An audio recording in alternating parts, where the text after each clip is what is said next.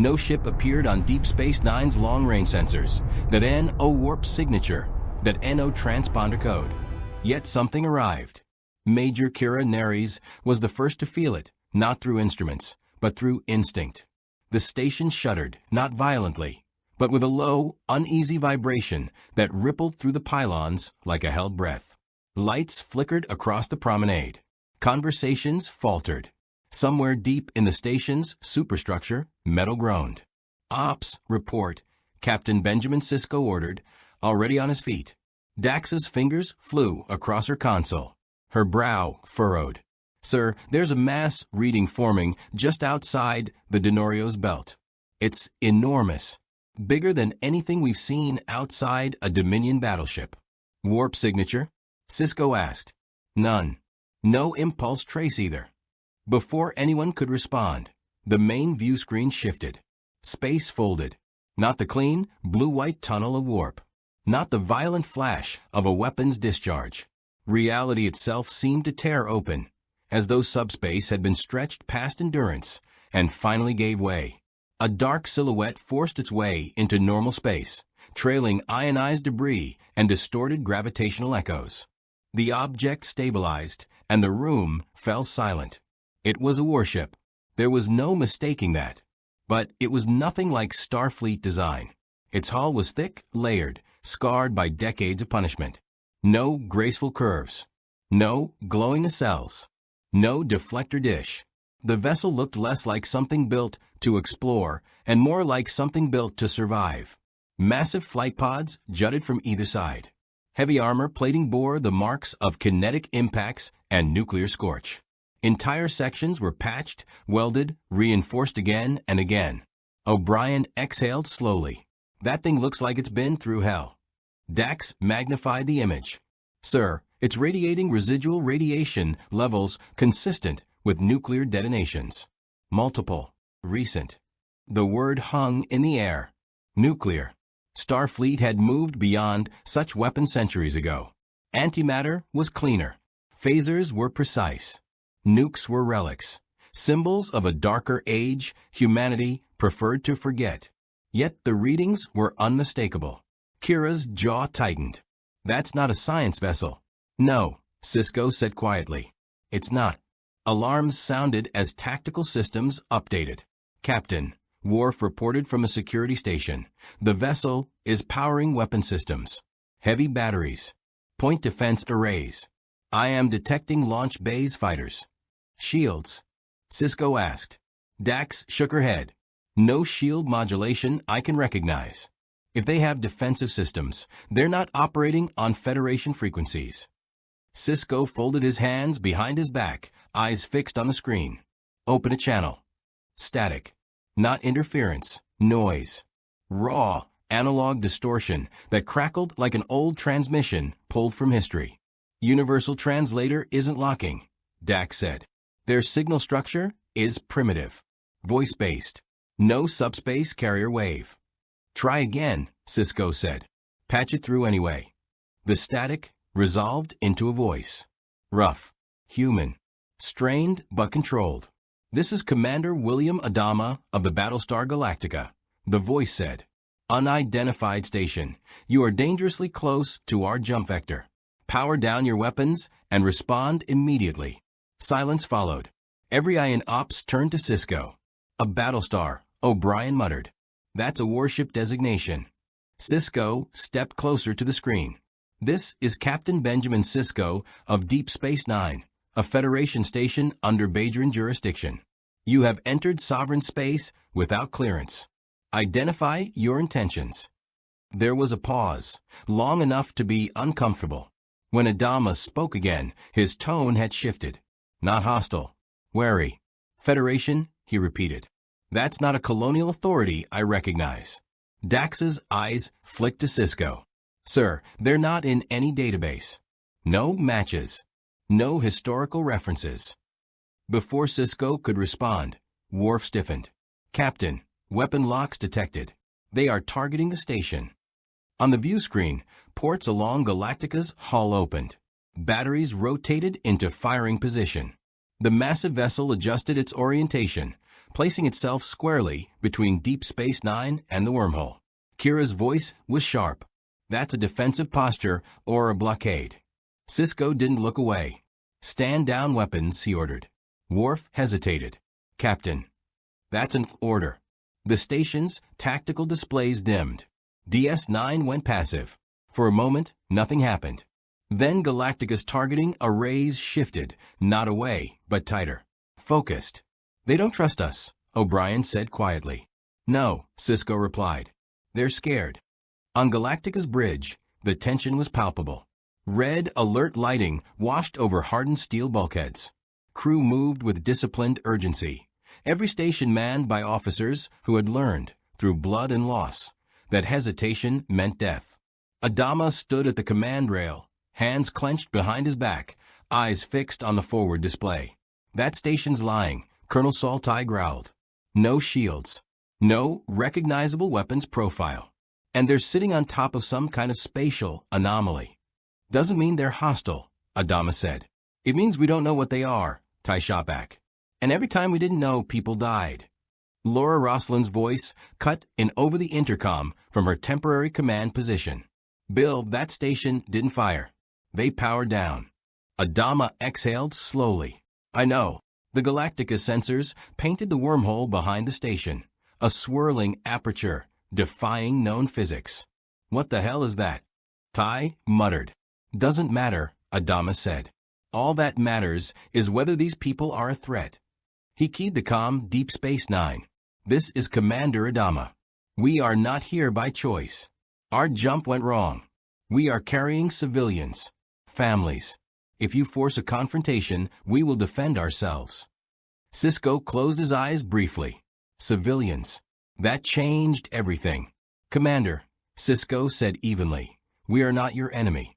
But this sector is unstable. There are powers here that will not respond with restraint. If you open fire, others will notice. Adama's expression hardened. Others already noticed, he said quietly. On DS-9, Dax's console chimed. Captain, Cardassian long-range sensors just spiked. They're watching. Worf added, Dominion listening posts may also have detected the energy surge. The silence that followed was heavy with implication. Two battered civilizations, both shaped by war, had just collided at the most politically volatile crossroads in the Alpha Quadrant. Sisko straightened. Commander Adama, he said, if you want to survive this galaxy, you need allies. And you need to understand the rules you just broke. Adama studied the unfamiliar faces on the screen. He thought of the fleet behind him, of children who had never known peace, of a warship built to endure the end of the world. Captain, he replied, where I come from, rules didn't save us. People did. The wormhole pulsed behind Deep Space Nine. And somewhere beyond it, the prophets watched, silent, curious, as a war Starfleet was never prepared for announced itself to the galaxy. The tension on Deep Space Nine didn't dissipate after the first contact with the Galactica. It intensified. The station's crew, trained for diplomacy and standoffs, faced a challenge unlike anything in Starfleet history. This wasn't a Klingon vessel or even a Cardassian warship. This was an entire human culture compressed into a war machine, a floating city of survivors hardened by unceasing combat, chasing ghosts of a genocide that had scarred their history. Adama and Sisko continued their dialogue across the viewscreen, each word measured, carrying a weight beyond immediate comprehension. Neither could predict how the other would react. Their respective cultures were bound by histories foreign to the other. On DS-9, tactical displays continued to feed information. Galactica's massive hull, its layers of armor, the residual energy signatures from engines that were neither warp nor impulse in the traditional sense. Every detail screamed, warship built for survival at any cost. Captain, we need to understand their capabilities, Dax said, leaning over the console, scanning the incoming data streams.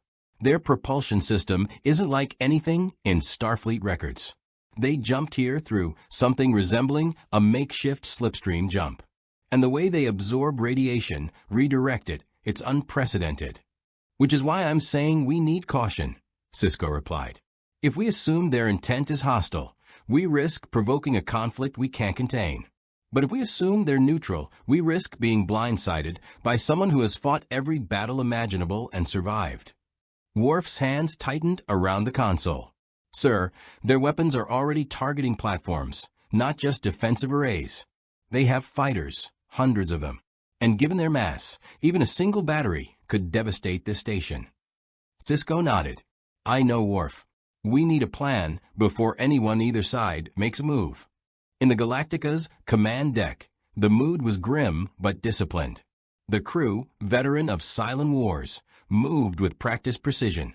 Every glance between officers conveyed unspoken understanding. They had survived worse than the unknown, and the survival of this ship and everyone aboard depended on maintaining control, even in a universe that did not understand them. Sir, the station hasn't fired, Tai said, observing DS-9 through tactical monitors. We could push our advantage. They can't know what they're dealing with. Adama's expression was unreadable. We do not fire unless fired upon, Tai. We are not aggressors here. The civilians are counting on us to keep them alive. Sir, they're humans, Tai replied, frustration barely contained. Same species. You think that matters? Adama's voice was calm but resolute. Humans or not, survival requires judgment, not vengeance. They are not Cylons, and we are not here to wage war. Meanwhile, on DS-9, Bajoran intelligence was already reporting activity beyond the station's immediate sector. Cardassian and Dominion observation posts had picked up the anomaly created by Galactica's jump. This was no minor occurrence. It was a significant energy spike on a scale that had never been recorded in the Alpha Quadrant. In Federation and Bajoran terms, the ship that had just appeared could destabilize political and military calculations throughout the sector. Kira leaned over Sisko's shoulder. You know they're not lying about civilians, right? That ship isn't empty. They're carrying families, children. How does a vessel like that even manage non-combatants? Sisko didn't respond immediately. His gaze remained fixed on the viewscreen.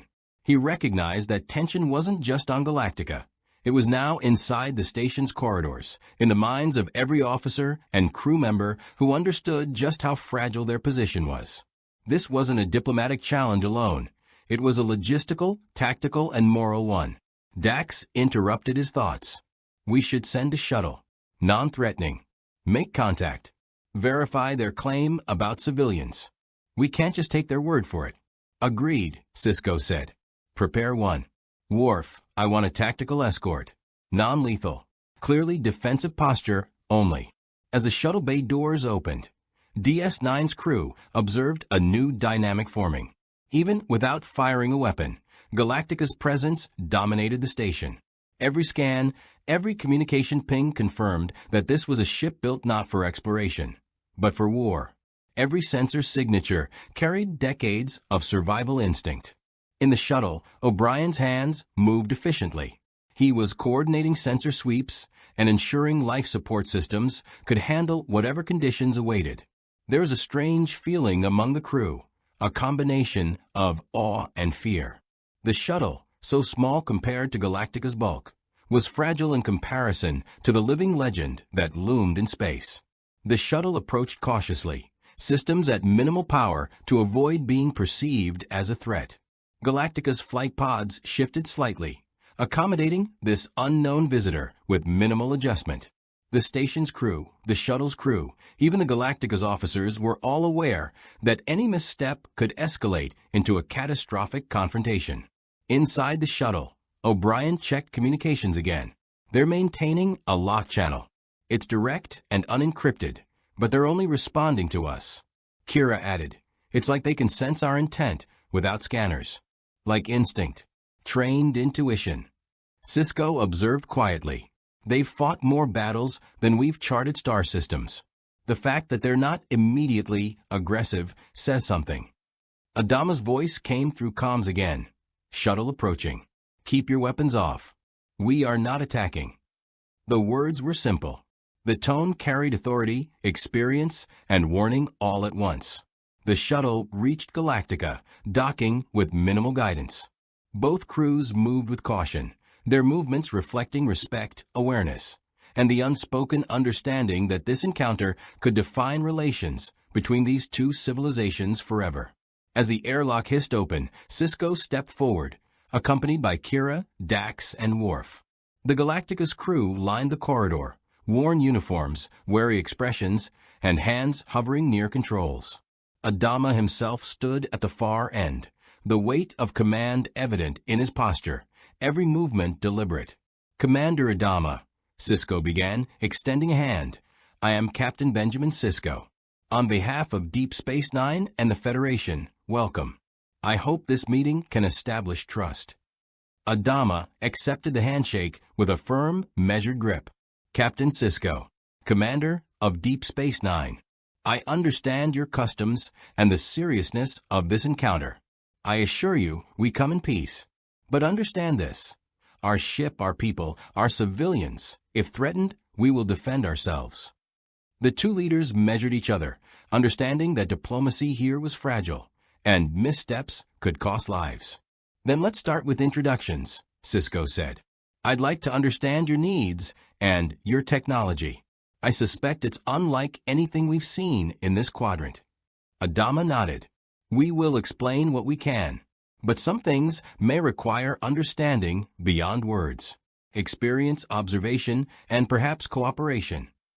Behind them, the rest of the crews exchanged wary glances.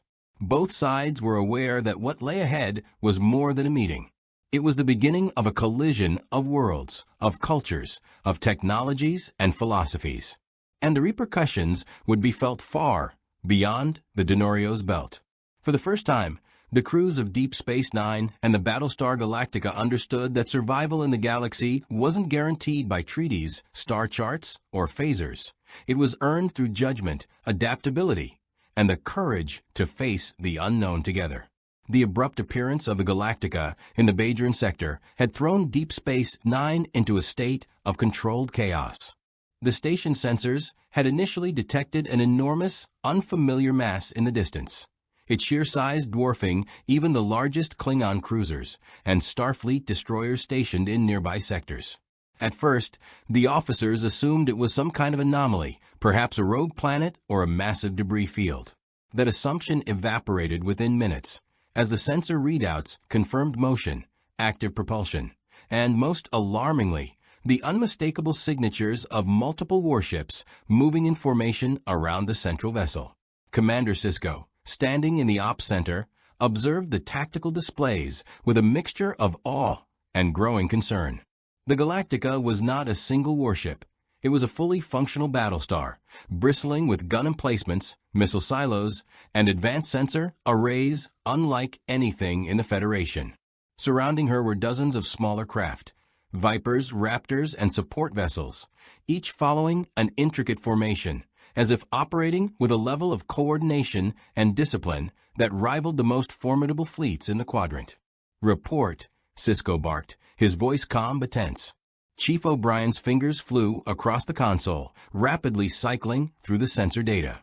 "Captain, their main ship is massive, almost a kilometer in length. Hull integrity is off the charts. They have multiple layers of shielding, plus what appear to be kinetic and energy weapon systems. It's unlike anything I've ever scanned before. Even our most advanced Starfleet vessels would struggle to penetrate their defenses." Dax leaned over, tapping the tactical display with curiosity. They're smaller craft, the Vipers. They're agile, highly maneuverable, and capable of independent operations. They're operating with what appears to be a hive-like coordination. I've never seen fighters execute such synchronized maneuvers without direct oversight from a central command interface. Whoever is flying those ships is not only skilled, but trained in an entirely different doctrine of combat. Sisko rubbed his forehead. This isn't just a new vessel type. It's a complete war machine, a moving fortress with a fleet of fighters that could wipe out a star system if they wanted to. And yet, there's no hostile movement toward us. They're not attacking, at least, not yet. Worf's growl broke the tense silence. "Captain, if their intentions are hostile, we have no defensive advantage. Our phasers may not penetrate their hulls, and our shields could be insufficient against concentrated attacks. A direct engagement could result in the destruction of the station and the surrounding vessels. Sisko's eyes narrowed. Which is why we're not engaging. Not yet. We need more information. Dax, do we know anything about their technology? Any signatures that might tell us what they're capable of? Dax shook her head, frustration etched on her face. It's complicated. Their energy systems don't match anything in the Federation database. Propulsion is similarly unique. It's a combination of fusion drives and some kind of mass-based inertia system that allows for rapid acceleration without conventional warp engines. And their sensor systems, they're adaptive, able to track multiple targets across vast distances simultaneously. I can't find an analog in any Starfleet or even Dominion ship. O'Brien, still monitoring the console, added, Captain, I think they're also running some kind of electronic cloaking or countermeasure system. Even our most sensitive long-range sensors have difficulty locking on to their smaller craft consistently.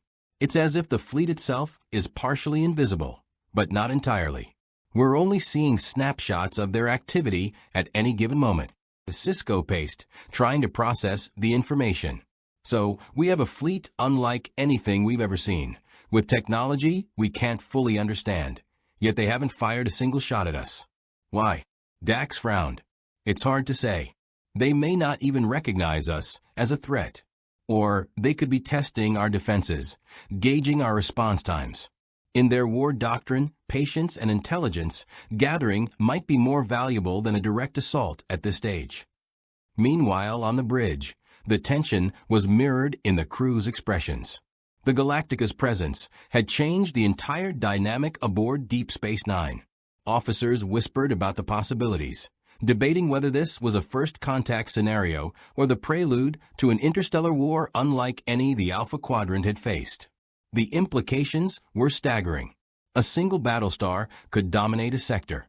A fleet of them could challenge entire empires. And if their pilots, those highly trained warriors in the Vipers, engaged, even Starfleet's most advanced tactical teams would be hard-pressed to respond effectively. As the minutes ticked by, the situation grew more complex. Tactical simulations were running continuously, plotting every possible scenario: negotiation, defense, and full-scale combat. Sisko had called in advisors from Starfleet Command via subspace link, their faces appearing on the view screen, each expressing concern. Admiral Nechayev's tone was grave. Benjamin, we've seen reports of the vessel's capabilities. This is no ordinary ship. No ordinary fleet. The Federation's current forces in the sector are insufficient for a direct confrontation. We need more data before issuing any commands that might escalate tensions. I recommend attempting first contact protocols, but proceed with extreme caution. Sisko nodded. Understood. We'll try to make contact, but we remain prepared for any eventuality. O'Brien, continue scanning for vulnerabilities. Dax, run comparative analyses between their systems and anything in the Starfleet database that could give us an edge. As the crew worked, the Galactica's presence remained eerily silent. No hails were issued, no weapons fired. Yet the tension was palpable, a silent acknowledgement that the Federation was dealing with a force unlike any it had previously encountered. In an observation lounge overlooking the docking ring, Captain Sisko convened a private meeting with Dax, Worf, and Odo. Let's consider the possibilities, Sisko began. If their intentions are peaceful, we might be able to establish a dialogue and learn from them. But if they are hostile, we could be looking at a battle that puts the entire sector at risk. We're dealing with a civilization that's already survived nuclear war, prolonged space combat, and political upheaval on a scale that we've only read about in historical records. Their strategic experience alone makes them formidable. Worf's expression was grim. They have the discipline of warriors hardened by constant warfare. Our experience with Klingon and Romulans may help, but this is entirely different. Their coordination and battle doctrine are centuries beyond anything Starfleet has prepared for. Dax interjected. Not to mention, we don't even know their command structure. On the surface, the Galactica's operations seem centralized, but their fighter coordination implies semi-autonomous units capable of independent decision-making. That makes predicting their movements extremely difficult.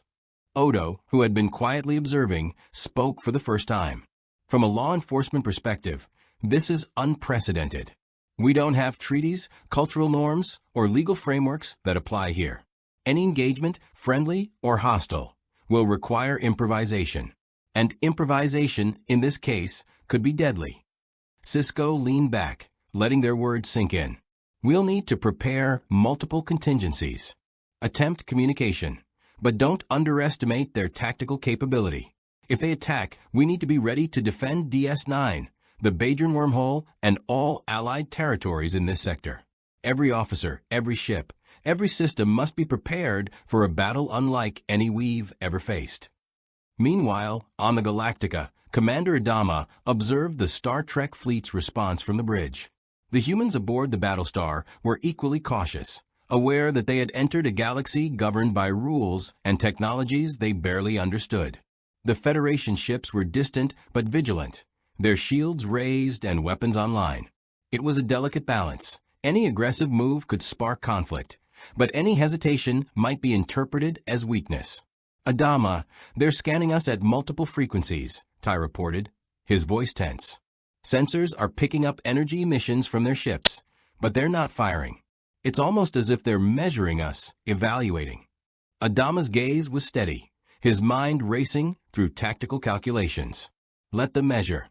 Our Vipers are ready. Our flight crews are trained. We'll hold position, maintain formation, and avoid provoking them. But any sign of hostility, we respond immediately. Our mission is survival first, diplomacy second. The next hours were a tense dance across the stars. DS-9's tactical teams ran simulations, plotting potential strike points and defensive maneuvers. O'Brien coordinated with Starfleet engineers to determine whether any technological advantage could be leveraged, while Dax and Worf studied the Viper formations, attempting to predict their patterns and tactics. At the same time, Commander Sisko prepared to send a formal message of peace, the subspace transmission crafted with careful wording. We come in peace, it stated, and wish to understand your intentions. Our goal is dialogue, not conflict. Please respond so that we may avoid unnecessary escalation. For a moment, the universe seemed to hold its breath. Every sensor sweep, every tactical readout, every anxious glance at the view screen carried the weight of anticipation. Then, from deep within the Galactica's communications array, a signal emerged, one that would determine whether the next chapter of this encounter would be cooperation or all-out war.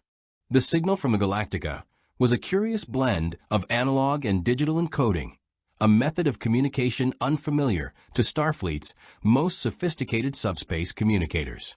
Lieutenant Dax and Chief O'Brien had spent hours decoding the transmission, running simulations to anticipate its meaning, but the language barrier alone was a staggering challenge. It was not merely vocabulary. It was syntax, cultural nuance, and layered context, all embedded in a format that seemed almost designed to test the recipient's cognitive abilities. Captain Sisko studied the readouts on the ops console, his fingers drumming lightly on the railing. The message itself was cautious yet deliberate, emphasizing the Galactica crew's desire to understand the intentions of the Starfleet vessels and the Bajoran station. It was formal, military in tone, and contained references to concepts that Starfleet personnel had never encountered: mutual operational boundaries, survival imperatives, and hostile contingency protocols. It was immediately clear that the Galactica's crew was not hostile, but neither were they naive. Every phrase implied experience, careful calculation, and a readiness for conflict if necessary. "Captain, they want to establish visual contact," Dax reported, her eyes scanning the data rapidly. "They're suggesting a parley, open communication on neutral terms, but at a distance. They've also provided coordinates for a rendezvous, just outside the Bajoran system's outer edge. The Vipers will be on standby, but they've explicitly requested no Starfleet ships cross into their perimeter uninvited." Sisko exhaled slowly. This was as close to a diplomatic opening as he could hope for, but the stakes were enormous. Deep Space Nine's position near the wormhole added an extra layer of complexity. Any engagement, even a peaceful meeting, risked being interpreted as aggression by Cardassians, the Federation, or even the Dominion, whose influence in the Gamma Quadrant was ever present, if hidden. "Very well," Sisko said finally. "Prepare an away team for transport to their designated location. I want full defensive readiness, but no provocative maneuvers. This is first contact, not combat. Let's make that clear. Odo, I want security protocols tightened on the station, and Worf, keep tactical alert. Any hint of danger, and we pull back immediately." Odo's expression, unreadable as ever, conveyed his satisfaction at the layered security protocols being implemented. "I will ensure the station is ready. Any unauthorized movement or breach, and they will encounter resistance. But Captain, you must understand, the presence of such a fleet will draw attention. Bajorans is under constant observation. Even a minor misstep could escalate quickly." The away team, led by Sisko himself, materialized in a neutral zone several thousand kilometers from the Galactica.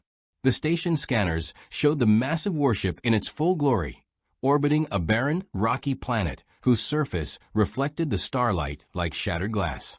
The Galactica was a marvel of functional design, a vessel that combined utility with menace. Its hull was scarred and weathered from countless engagements, yet it radiated resilience.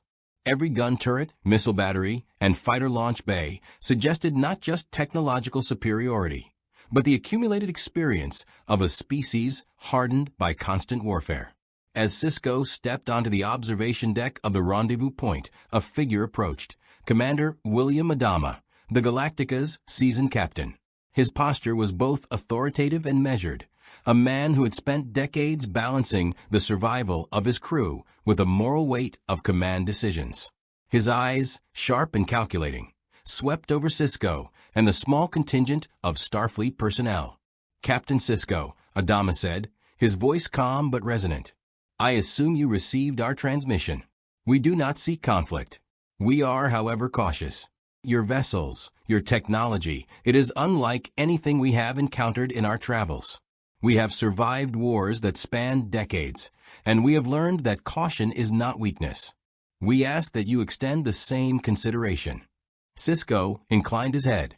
"Commander Adama, we appreciate your candor.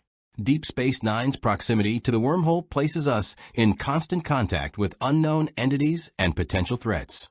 Your arrival here has caused understandable concern, but we are committed to establishing dialogue rather than conflict." The two captains studied each other silently for a long moment. There was a mutual recognition of professionalism, of the weight of command decisions.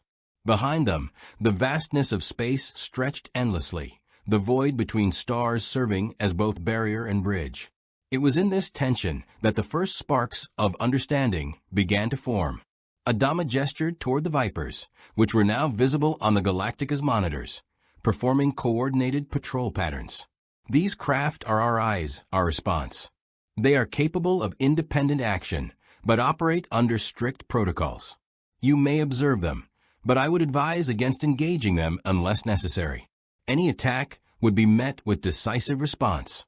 Understand that our primary objective is survival, not conquest." Dax stepped forward, her analytical mind already at work. "Commander, your fighters, they move with precision I've rarely seen. Are they fully automated or piloted manually?" "They're piloted," Adama replied. "Highly trained crews. Each fighter can operate autonomously for short missions, but they are part of a coordinated network. Our doctrine emphasizes adaptability and rapid decision-making under pressure. In combat, cohesion is as important as firepower. You will notice their synchronization. They anticipate each other's moves and act as a single entity." Sisko nodded thoughtfully. "This is remarkable. Starfleet has never encountered a fleet operating at such a level of independence and coordination.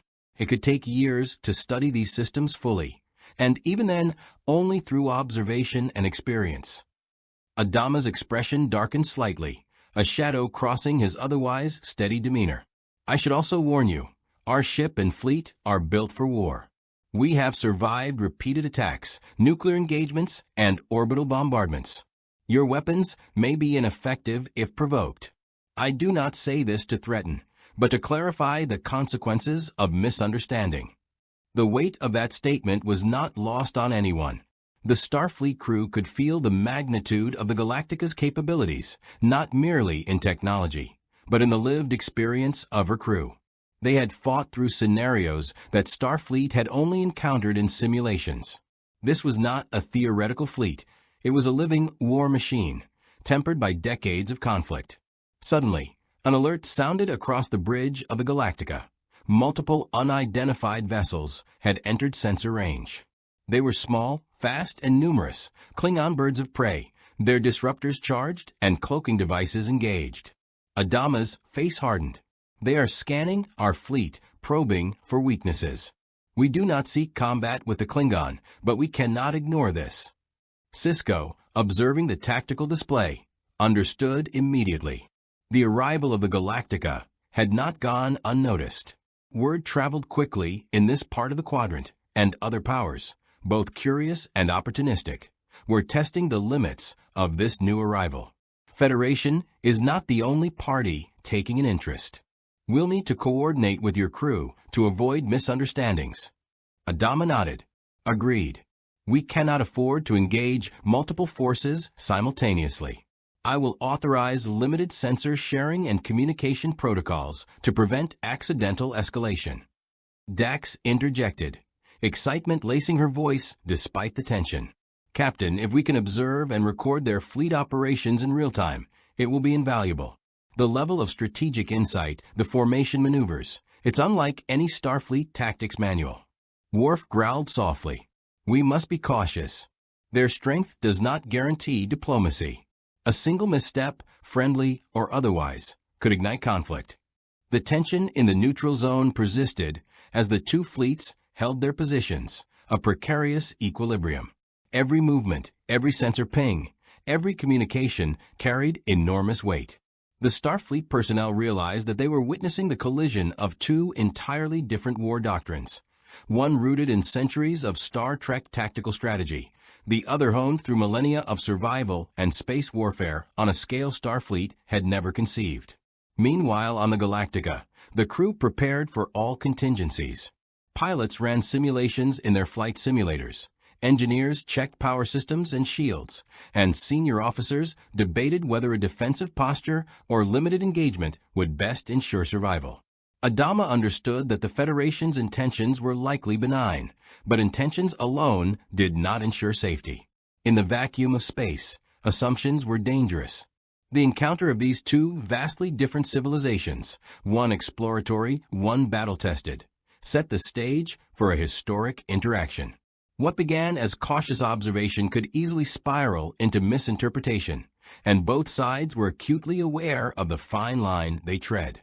In the midst of this tense dance, the crews began a process of mutual assessment, observing each other's capabilities, intentions, and philosophy. The Starfleet officers were learning from experience in real time, and the Galactica crew recognized that their survival would depend not just on firepower, but on understanding the motives, protocols, and mindset of this unfamiliar galaxy. The first steps of dialogue had been taken, but both sides understood that the path ahead was fraught with uncertainty. The fragile balance of observation and trust was the only safeguard against a catastrophic misunderstanding. In this moment, history had shifted. Two fleets, born of entirely different experiences and doctrines, had met across the void. The galaxy was watching. The stakes had never been higher, and the consequences of the next decisions would resonate across sectors for years to come. The quiet tension of the neutral zone gave way to an unsteady anticipation as both fleets prepared for the first real test of coordination or conflict. While the Starfleet vessels had never faced a force like the Galactica before, the warship's crew had seen countless battles, each shaping them into a unit that functioned as a single organism under Adama's command. The air on the observation decks, the low hum of power systems, and the subtle vibrations of shields engaging against micrometeoroid impacts all spoke to the silent discipline that only experience in the crucible of survival could produce. Captain Sisko observed from the bridge of the Defiant, a small but heavily armed escort ship designed for tactical operations in hostile environments. His crew worked methodically, tracking the Viper's formations on the tactical display, noting every deviation, every pattern of acceleration and deceleration, every sudden adjustment in vector. It was clear that Adama's pilots were operating on a level beyond Starfleet training simulations. They weren't just reacting, they were anticipating. Every movement was a calculated measure, a response to multiple potential outcomes that Starfleet personnel could scarcely calculate in real time. "Captain," Dax said, her eyes glued to the display, "they're conducting formation drills at a scale I've never seen.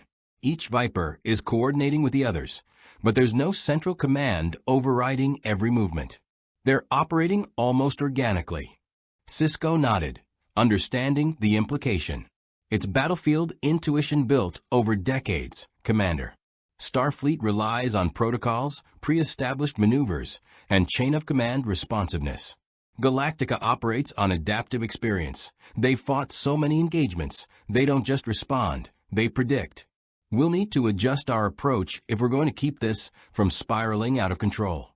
Odo's calm, monotone voice broke in from the comm, "Captain. We've detected additional sensor contacts. Small, rapid vessels, likely Klingon birds of prey, approaching from multiple vectors. Their signatures indicate they are probing rather than engaging directly." Sisko's eyes narrowed. The timing was critical. The presence of the Galactica alone could not go unnoticed in this sector. The Klingon had long operated on principle, honor, and opportunism, and the sudden appearance of a massive, battle-ready vessel in proximity to the wormhole was an invitation to test strength. "Prepare to issue hails," he ordered. "We want to avoid escalation, but we must also establish our jurisdiction in this sector. No surprises." Meanwhile, aboard the Galactica, Adama reviewed sensor data with his tactical officers. Bird of prey signatures cloaked. They are likely testing our fleet's response. We maintain position and readiness. Engaging without cause would violate all logic and strategy. Prepare to simulate defensive responses, but do not open fire unless fired upon. The disciplined restraint displayed by both fleets was a testament to the high stakes.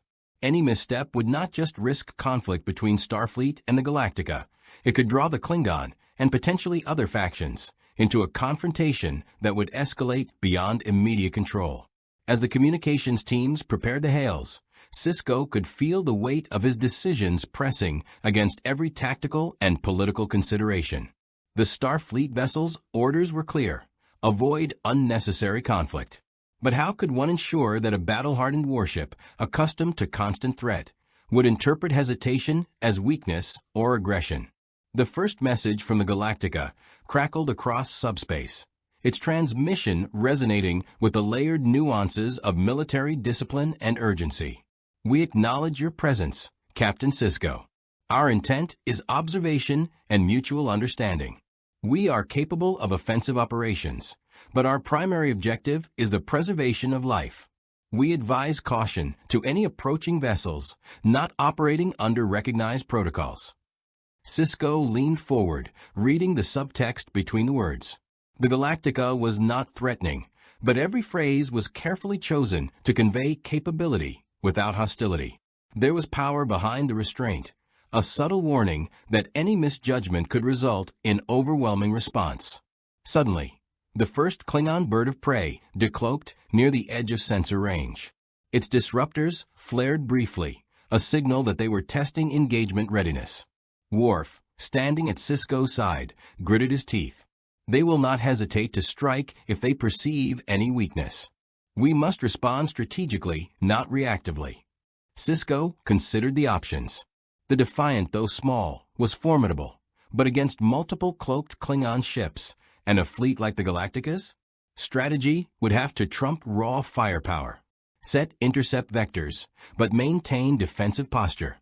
Allow the Galactica to monitor our maneuvers. They may be able to anticipate Klingon responses better than we can.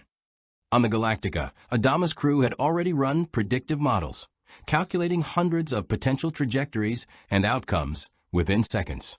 Maintain formation, Adama instructed. We do not seek conflict, but we will not be caught unprepared. Their tactics will be aggressive, but ultimately predictable. Bird-of-prey pilots are bold, but they respect discipline when they see it. The first Klingon strike was sudden, a rapid acceleration toward the Defiance vector, disruptor fire weaving through space with deadly precision. The Defiance shields flared in response, absorbing energy that would have shredded less capable vessels. Yet even as the Starfleet crew celebrated the successful defense, the Galactica's Vipers launched in precise synchronization. They executed a pattern that cut off potential escape vectors, forcing the Klingon to re-evaluate their attack. Dax's voice was tense with awe. Captain, they're anticipating the Klingon maneuvers. They've effectively trapped the birds of prey without firing a single shot. Their threat alone is controlling the battlefield. Sisko allowed himself a brief nod of appreciation.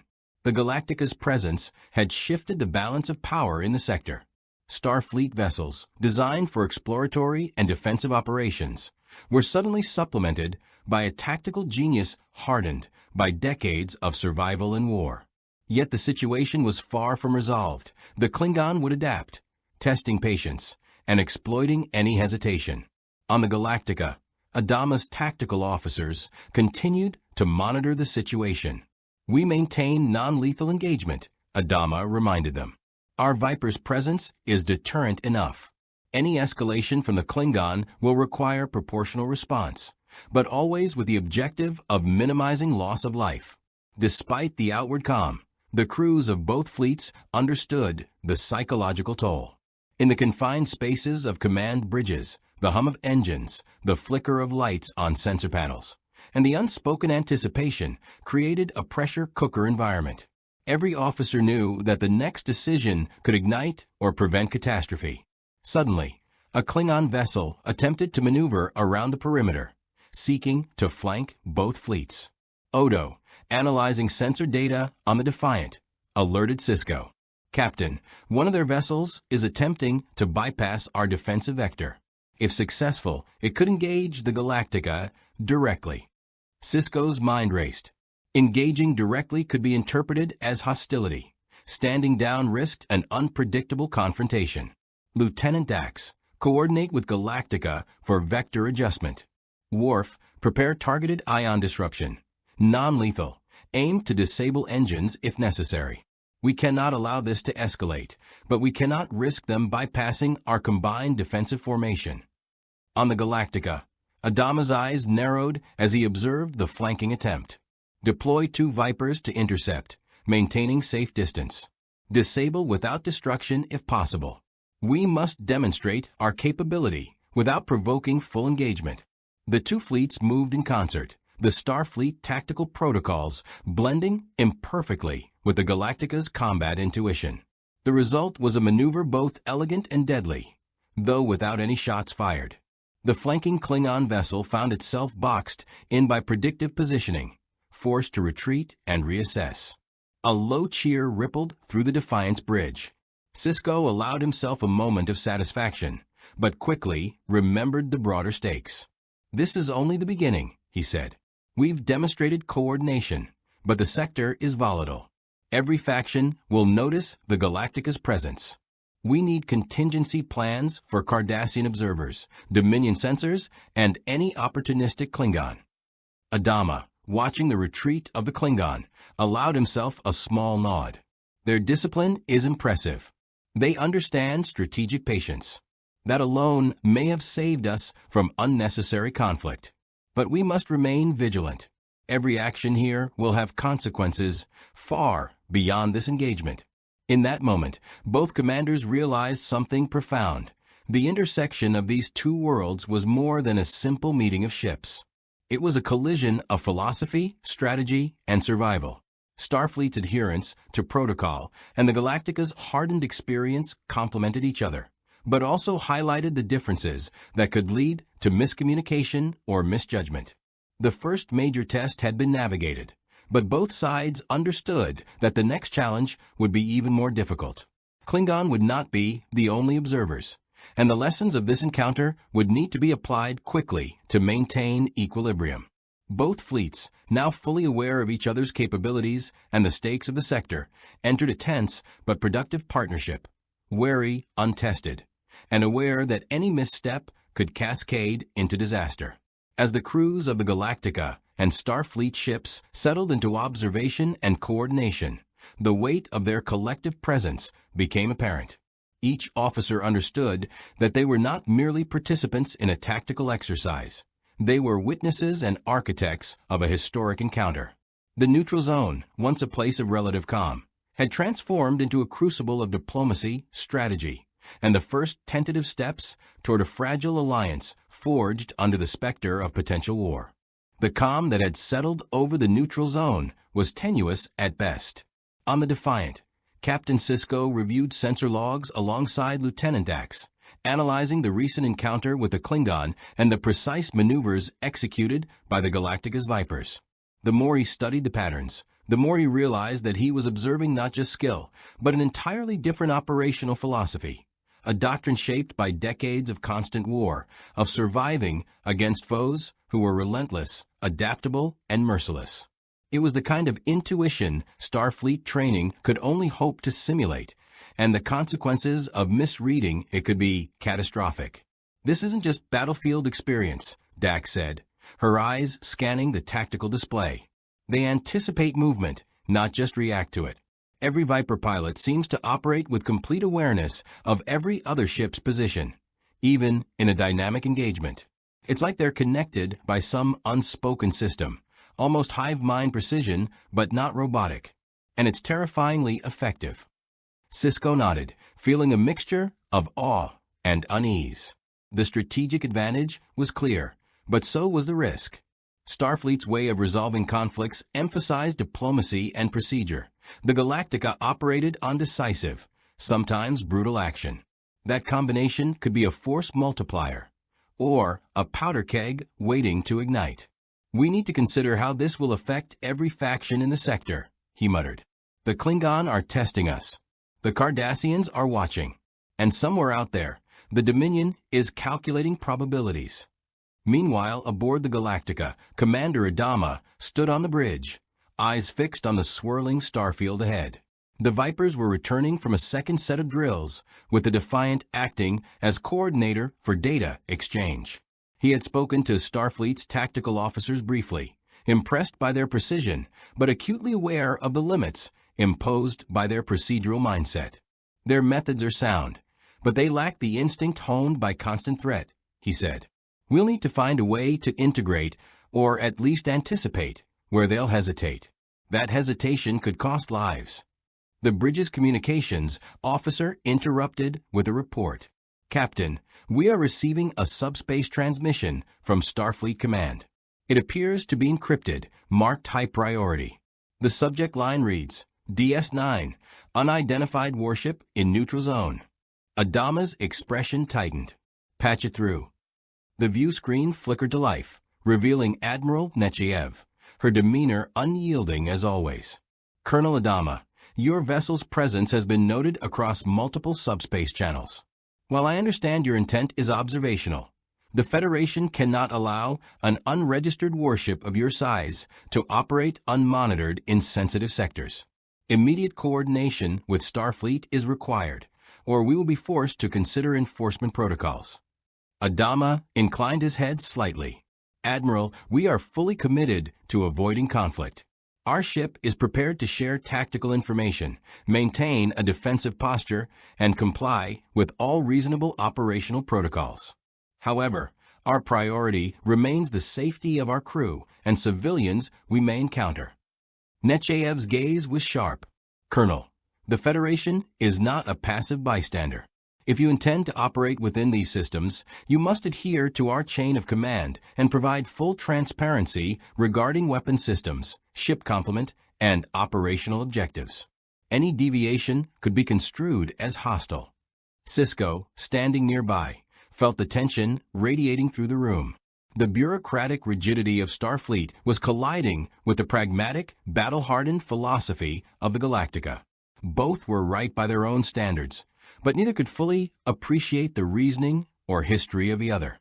"I'll handle it," Sisko said, stepping forward. "Admiral, the Galactica's ship and crew are extraordinary. They've encountered threats that no Starfleet simulation could replicate. Their operational doctrine is unfamiliar, yes, but it is disciplined, precise, and aimed at minimizing loss of life. I believe collaboration is possible if we temper our procedures with caution." Nechayev's expression softened slightly, though her tone remained firm. "Captain Sisko, Starfleet cannot and will not endorse any operation outside our oversight. You are authorized to maintain coordination with the Galactica, but all actions must be reported immediately. Compliance is non-negotiable." The transmission ended, leaving a palpable silence. On the Galactica, Adama turned to his tactical officers. "Starfleet's chain of command is absolute. They expect transparency and compliance. That may limit some of our operational flexibility, but we can adapt. Prepare reports on all recent maneuvers. We need to ensure Starfleet understands our methods without compromising tactical advantage." As the crews worked on coordinating reports, an unexpected alert shattered the bridge's fragile calm. Sensors detected a mass of unidentified vessels entering the sector, larger than Klingon, faster than Cardassians, and emanating a unique energy signature that resonated across both Starfleet and Galactica sensors. "Unknown ships, multiple signatures, high velocity," reported the Galactica's tactical officer. "Approaching from vectors not previously plotted. No recognizable markings. Sensors cannot classify vessel type." Sisko's brow furrowed. "Lieutenant, run threat assessment. Prepare for defensive posture." Adama's voice was calm, but resolute. "Prepare all batteries and fighters. This could be the first real test of combined capability." The unidentified fleet closed in, moving with a deliberate, almost predatory rhythm.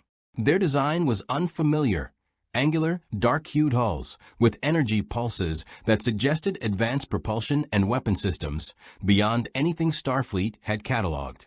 Even the Galactica's experienced tactical officers were forced to adjust predictions. "Captain Sisko," Dak said, tension threading her words. "We're seeing energy readings consistent with high-powered plasma arrays. They could disable a Federation cruiser in seconds. We need to consider engagement carefully." Adama's hands tightened on the rail. "We will not underestimate them. Vipers, prepare to intercept. Starfleet ships, maintain formation and support defensive vectors. Civilian lives are paramount, but we must protect our crews." The situation was rapidly evolving into a moral and tactical crucible.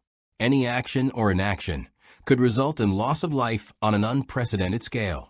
Starfleet officers wrestled with protocol and the need to respond decisively, while the Galactica's crew relied on instinct, coordination, and battlefield intuition honed under years of constant engagement.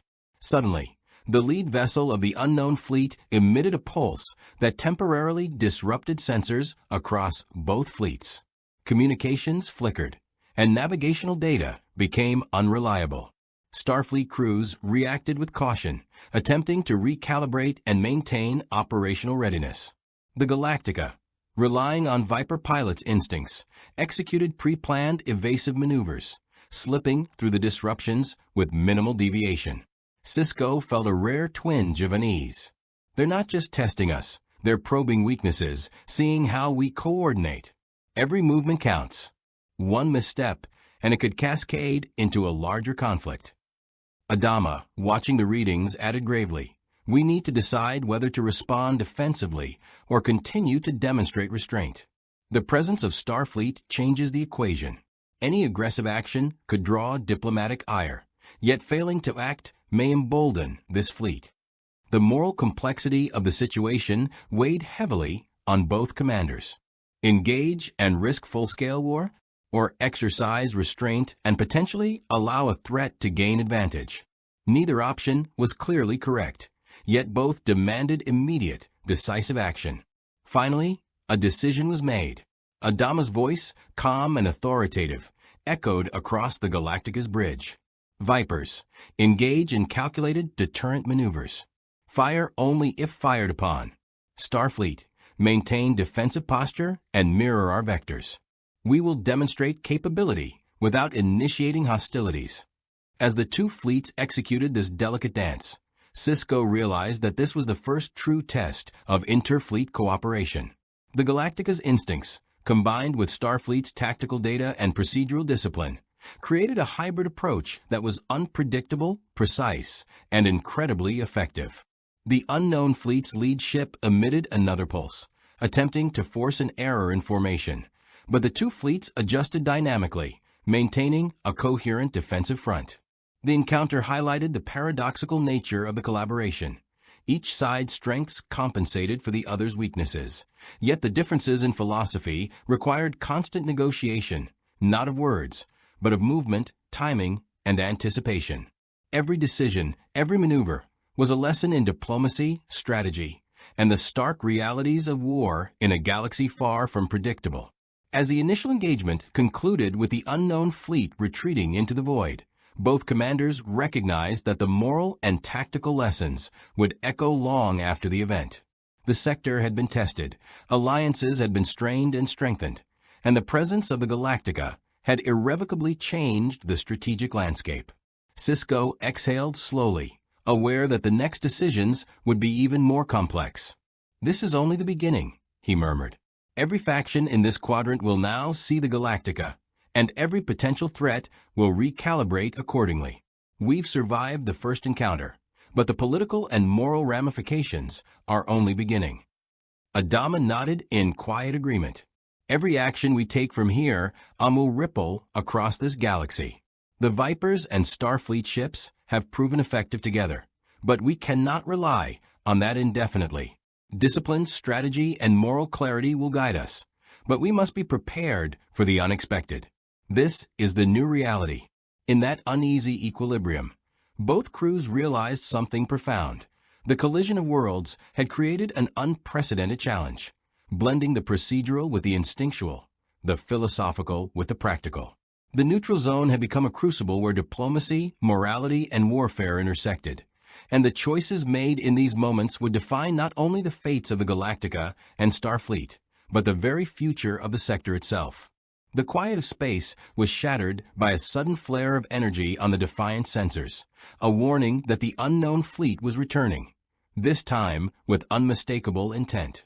Where before they had probed and tested, now they were maneuvering with clear aggression, calculating the patterns of both Starfleet vessels and the Galactica. Sisko's eyes narrowed as he observed the tactical display. Each signature pulsed with energy that Starfleet had no classification for, a level of power that could shred a Galaxy-class starship if handled incorrectly. "Admiral Nechayev is going to have my head if we can't contain this," muttered Sisko to Dax, though his voice was steady. "But this isn't a scenario any of us have trained for. Standard protocols might get us killed before we even understand what we're facing." On the Galactica, Commander Adama was equally tense, his fingers drumming lightly on the bridge console. "They're not random," he said. "Every maneuver, every approach vector is deliberate. They're testing our formations again, but this time it's more than a probe. They're trying to understand how we fight together, and they'll exploit any hesitation." The Defiant and Galactica were now operating in concert, a fragile alliance held together by necessity rather than trust. Tactical officers from both ships had established an improvised communication relay, merging sensor data and firing solutions. Starfleet officers marveled at the Viper's real-time coordination, a networked efficiency that made even the Defiant's automated targeting algorithms appear sluggish. Meanwhile, the Galactica's crew was adapting to Starfleet's sensor feeds, recognizing the value in predictive analysis and long-range tracking they had rarely relied upon. Sisko's voice echoed through the Defiant's bridge, clear and authoritative. "All hands, brace for potential engagement. We do not yet know their offensive capabilities, but preliminary analysis indicates high-energy plasma weaponry, variable trajectories, and extremely rapid sublight maneuvering. Avoid engagement unless absolutely necessary. Maintain formation with the Galactica and match maneuvers precisely." Adama's voice cut across the comm channel in reply, calm but commanding. Vipers, hold vector Delta 1. Avoid clustering and keep trajectories adaptable. This is the first real test of combined fleet discipline. Do not underestimate them. The first shots came not as a hailstorm of destruction, but as a precise volley of energy pulses aimed at creating disruption, not annihilation. The Defiant shuddered as its shields absorbed the brunt of the initial pulse, while the Galactica's Vipers performed sweeping maneuvers, drawing the fire in a complex dance that minimized risk. "This is unlike any engagement I've seen," Dax said, her tone a mixture of awe and tension. "They're coordinating attacks across multiple vectors with sub-millisecond precision. Their intent isn't just to destroy, it's to dissect how we respond to threats." Adama's tactical officer reported in next, voice clipped and urgent. "Captain, they're exploiting gaps between Starfleet's shield protocols and our own Viper formations. They're analyzing our energy signatures to predict reactive patterns. If we continue like this without adaptation, they could isolate individual ships and overwhelm them." Sisko's jaw tightened. "Then we adapt. All ships engage in staggered maneuvers and decoy patterns. Vipers coordinate with Starfleet shields to create overlapping protective layers.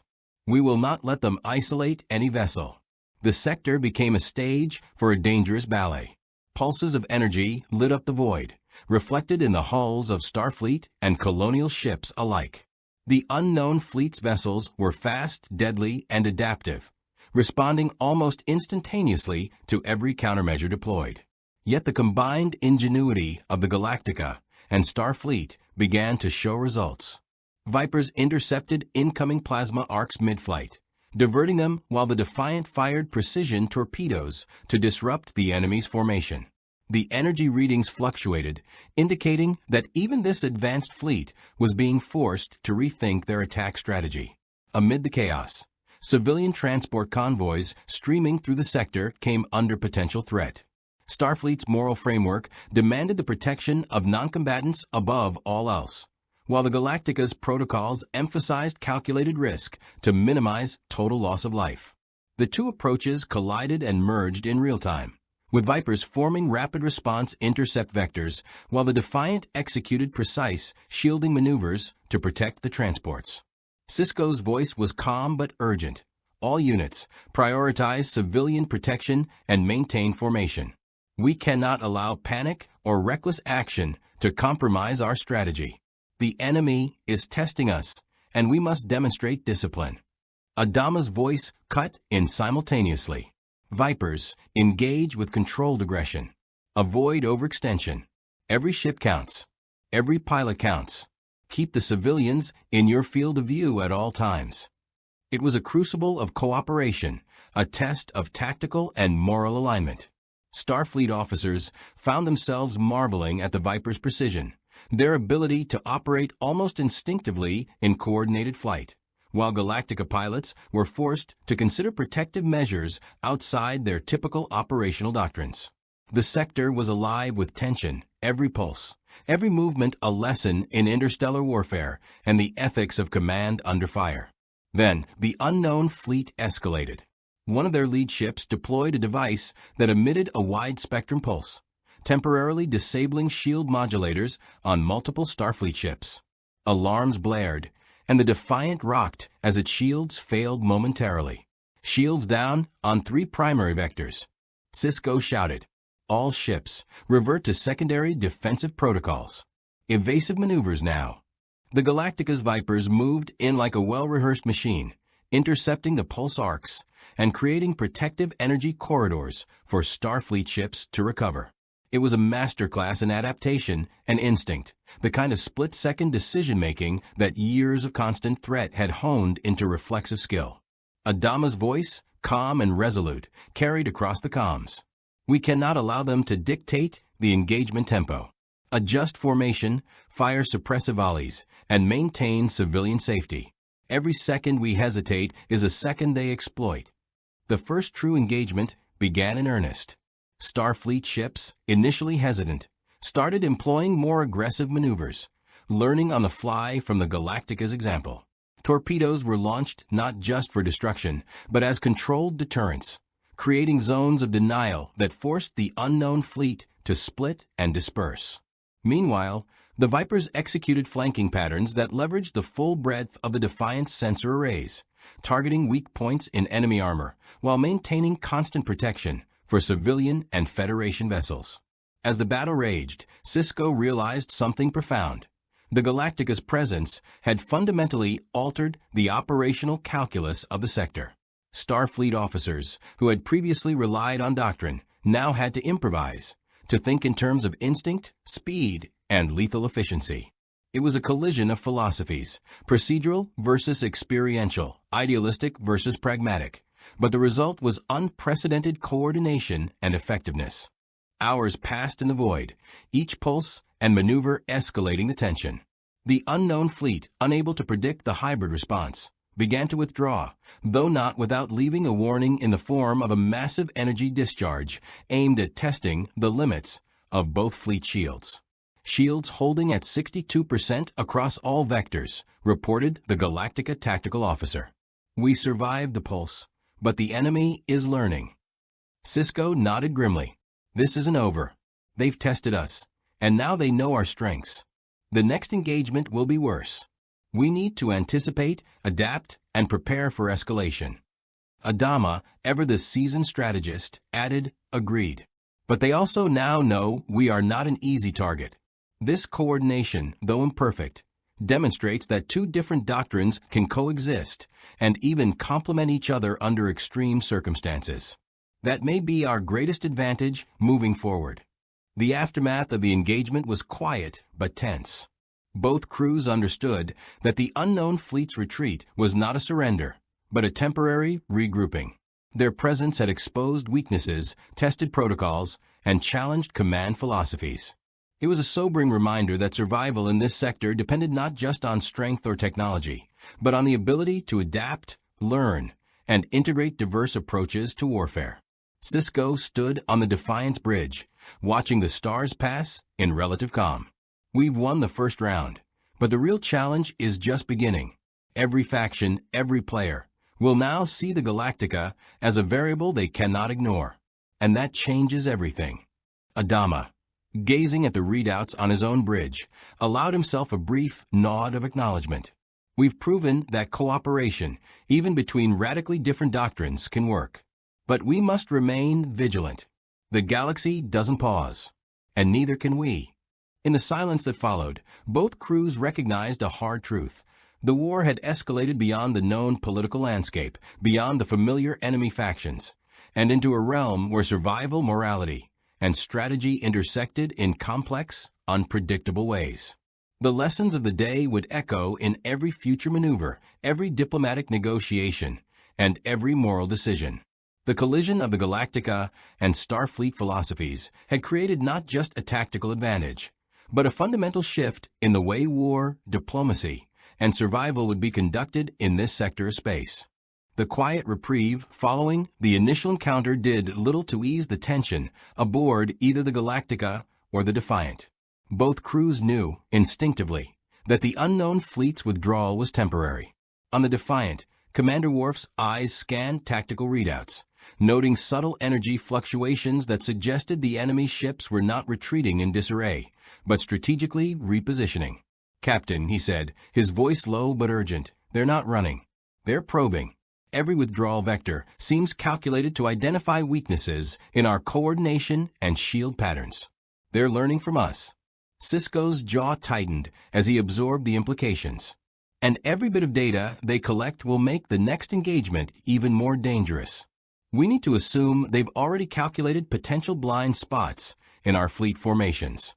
Starfleet protocols alone won't be enough this time. On the Galactica, Adama observed his own tactical screens with a similar intensity. They're approaching from multiple vectors this time, but not converging yet.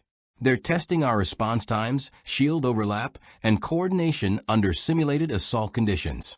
Their intent is to understand the full capabilities of this combined force. If they succeed, the next attack will be devastating. The tension aboard Deep Space Nine was compounded by the political ramifications of the unknown fleet's presence. The Dominion, still observing from the periphery, had sent emissaries to Cisco, eager to determine whether the strange ships represented a potential threat or a new ally. "Captain," said Damar, the Cardassian liaison, "the Dominion has never seen technology like this. Your Federation ships combined with this other fleet, it is unprecedented. We must consider the implications." Cisco regarded him with measured intensity. "We're not seeking alliances with anyone right now, Damar. Our priority is survival and understanding. Once we know what we're facing, we can strategize. Until then, keep your forces out of the sector and away from any engagement." Adama, meanwhile, convened a council on the Galactica bridge with his senior officers. "This is more than a test," he said. "The unknown fleet is capable, adaptive, and relentless. We must prepare for a full-scale engagement. Every Viper, every gun turret, every sensor array must be ready. They're learning, but so are we. We will use our combined strengths, speed, firepower, and strategy to turn this into a battle they cannot control." The first major engagement began with subtle aggression. The unknown fleet sent small detachments, each squadron probing different sectors of space, testing both Starfleet shields and the Galactica's combat formations. Torpedoes streaked through the void, only to be deflected or absorbed by overlapping defensive layers. Vipers and Defiant's rapid response teams maneuvered with near-perfect synchronization, executing flanking maneuvers that kept the enemy from isolating a single vessel. Yet, despite these successes, the cost of engagement was immediately apparent. Several civilian freighters were caught in crossfire despite Starfleet's best efforts. Explosions lit up the darkness, prompting emergency rescue operations. On the Galactica, pilots executed high-risk interventions, swooping in to shield fleeing transports with precise timing. One young Viper pilot, barely 20 years old, executed a maneuver that forced a plasma strike off course, saving an entire convoy, but suffering hull damage severe enough to end his mission. Adama observed the aftermath with grim resolve. "This is the reality of war," he said quietly. "Even in combined operations, sacrifices are unavoidable. But every action we take teaches the enemy something about us, and teaches us something about them. We adapt and we survive." As the battle unfolded, Cisco realized a troubling trend. The unknown fleet's ships were beginning to predict certain patterns of response. Their attacks were now synchronized with slight delays, designed to test how quickly Starfleet and Galactica could adapt. "They're anticipating our countermeasures," he said. "We can't continue with predictable patterns. We need to create intentional unpredictability, even at the risk of exposing ourselves briefly." To implement this, Cisco and Adama coordinated a daring stratagem. Vipers would perform feigned retreats, drawing small enemy detachments into isolated zones where the Defiant could unleash concentrated torpedo volleys. Starfleet ships would simulate shield fluctuations to bait enemy fire, while the Galactica's main battery focused on precision strikes at exposed engines. It was a complex orchestration of deception, speed, and firepower, requiring split-second timing and absolute trust between crews. The gamble worked, at least initially. Several enemy vessels were disabled or forced to retreat, their formations disrupted by the hybrid tactics. But the unknown fleet adapted rapidly, deploying specialized countermeasures designed to anticipate decoy patterns. The Defiant's shields flickered under repeated energy volleys, while Vipers were forced into evasive loops that tested their pilots' endurance. "This is unlike any battle I've trained for," Dax muttered, her hands flying across the tactical console. "They're learning faster than we can adapt. Every move we make, they seem one step ahead." Adama's voice, steady as ever, cut across the comms. "Then we must be 2 steps ahead. Do not rely solely on reaction. Predict, anticipate, and force them into uncertainty. Use every advantage we've observed from their previous engagements." The battle escalated further when the unknown fleet deployed a massive energy disruption wave, designed not to destroy ships, but to disable propulsion systems temporarily. Starfleet vessels and Galactica alike found themselves drifting, unable to maneuver for several critical seconds. Vipers engaged emergency thrusters, executing daring maneuvers to avoid being targeted while the Defiant worked to reroute power and restore propulsion. In the chaos, the first direct boarding threat emerged. Enemy craft attempted to latch onto the Galactica, small enough to evade long-range sensors and fast enough to penetrate defensive perimeters. Vipers intercepted several, but one successfully attached itself near the main hangar bay. Security teams mobilized instantly, with Marines and crew preparing for close-quarters combat. The interior of the Galactica became a microcosm of the larger conflict, controlled, efficient, and deadly. Meanwhile, on the Defiant, Cisco coordinated with Starfleet engineers to implement emergency adaptations. We're working with Galactica's tactical crews to integrate power modulation across shield grids, he said.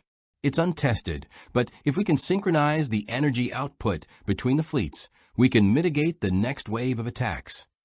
The risk paid off. When the enemy launched another wave of coordinated strikes, the combined shield modulation absorbed and redistributed energy in a way the unknown fleet had not anticipated. Torpedoes that would have destroyed vulnerable sections were deflected. Energy pulses dissipated harmlessly across the fleet, and Vipers executed counteroffensives that crippled enemy wing formations. Amid the battle, Cisco and Adama shared a brief, rare moment of understanding. Both men recognized the broader implications.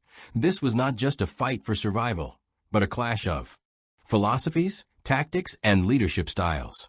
Starfleet's procedural precision complemented Galactica's adaptive instincts, creating a synergy that no enemy could have anticipated. Yet the cost of victory was evident. Several ships suffered heavy damage, and casualties mounted. Civilian convoys were scarred by debris and near misses, leaving Starfleet officers to confront the moral weight of every tactical decision. "We cannot let efficiency replace humanity," Cisco murmured.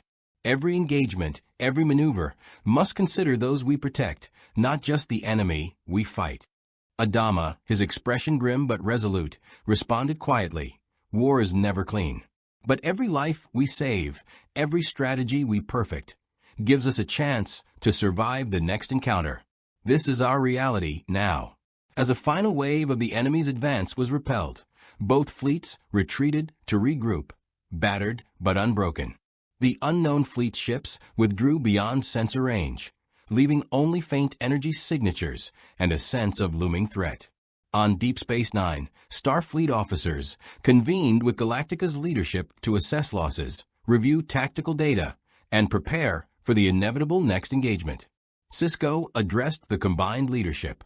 "This was not just a battle. It was a lesson. We've demonstrated that cooperation between radically different fleets can work. But we've also seen that the unknown fleet adapts faster than we anticipated. The next engagement will be harsher, more unpredictable, and potentially more devastating. We must continue to evolve, to innovate, and to anticipate their every move." Adama's voice carried across the comms with characteristic resolve. "Agreed. Every maneuver, every pilot, every ship must be ready. They will test our limits, but they will not break us.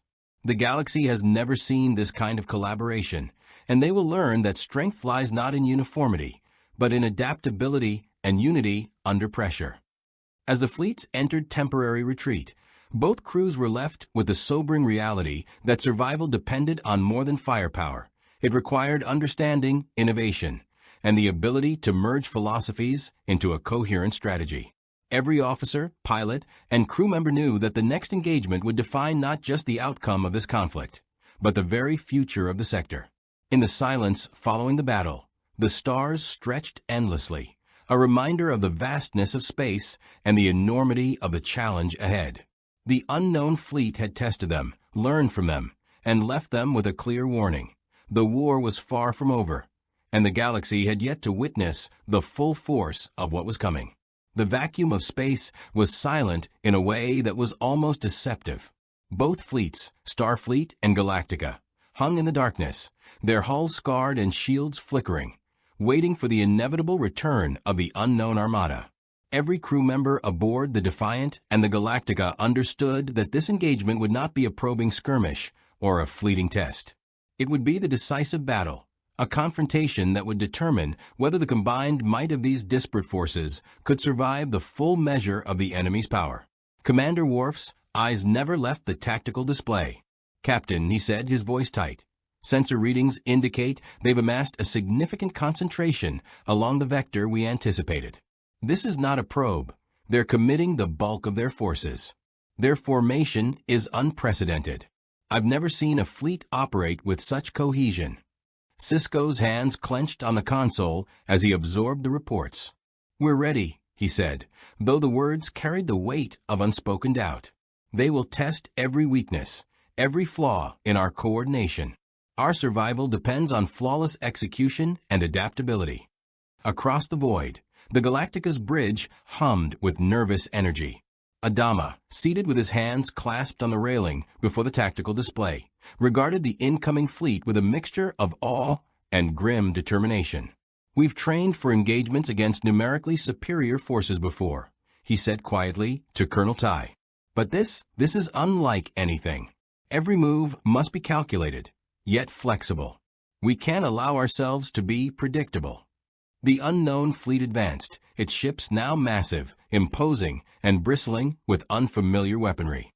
Their energy signatures revealed a terrifying combination of raw power and adaptive intelligence, capable of learning and countering maneuvers in real time. Torpedo spreads, once deflected with relative ease, now converged from multiple angles simultaneously, probing for gaps in shields, testing hull strength, and forcing pilots to split their attention across multiple vectors. Vipers and Defiant shuttles darted through the opening salvo, weaving between energy streams with expert precision. On the Galactica, pilot after pilot executed near-suicidal maneuvers, their skill keeping the enemy at bay long enough for the capital ships to coordinate counterattacks. The enemy's drones, small but fast and highly agile, attempted to slip past point defense systems, forcing crews into a delicate dance of interception and evasion. In the chaos, the true nature of the threat revealed itself. The unknown fleet deployed a new weapon, a massive energy pulse designed not merely to damage, but to incapacitate. It swept across the battlefield, disrupting power grids, scrambling sensor arrays, and momentarily blinding starship crews to both friend and foe. The Defiant shuddered as internal alarms rang out, while the Galactica's hangar bays faced power surges that threatened to incapacitate launching Vipers. "Divert all auxiliary power to shields and propulsion," Adama ordered, his voice a calm anchor in the storm of alarms. "We may not be able to prevent damage, but we can survive it and strike back." Sisko immediately implemented coordinated maneuvers. "All ships, engage tactical formations Delta 7. Concentrate fire on the forward wing while executing evasive vectors to draw their focus. Galactica, your main battery targets the central cluster. We'll synchronize torpedo spreads to maximize saturation." The fleet surged forward in a breathtaking display of strategy and courage.